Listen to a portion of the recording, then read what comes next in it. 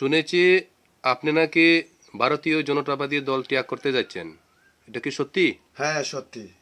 আচ্ছা, কেন আপনি দল ত্যাগ করছেন? ভারতীয় জনতা পার্টিতে আমরা নির্বাচনের আগে আমরা এই দলের সবকা সাথ সবকা বিকাশ, যে ভারতের প্রধানমন্ত্রী নরেন্দ্র মোদীর মূল মন্ত্রটাকে সামনে রেখে আমরা এই দলে পতাকা দলে বরণ হয়েছিলাম। কিন্তু নির্বাচনের যে আমাদের ভীষণ ডকুমেন্টের যে প্রতিশ্রুতি ছিল, এই প্রতিশ্রুতি এটা একটাও পালন হচ্ছে না।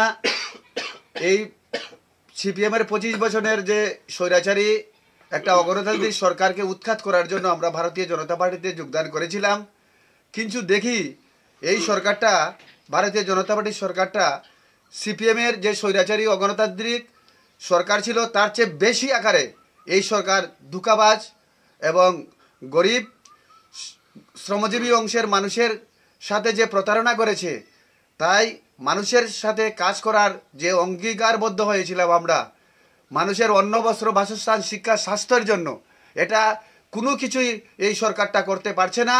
তাই এই সরকারের উপর বীতশ্রদ্ধ হয়ে মানুষের জন্য কাজ করার যে মানসিকতা এবং মানুষ রাজ্যের যে গরিব পিছিয়ে পড়া 77%, 66% বিপিএলভুক্ত মানুষের আগামী দিনের তাদের অন্ন বস্ত্র বাসস্থানের জন্য আমরা এই দল থেকে আমরা দলত্যাগ করার জন্য আমি মনে প্রাণে এই দল ছাড়তে বাধ্য হচ্ছি।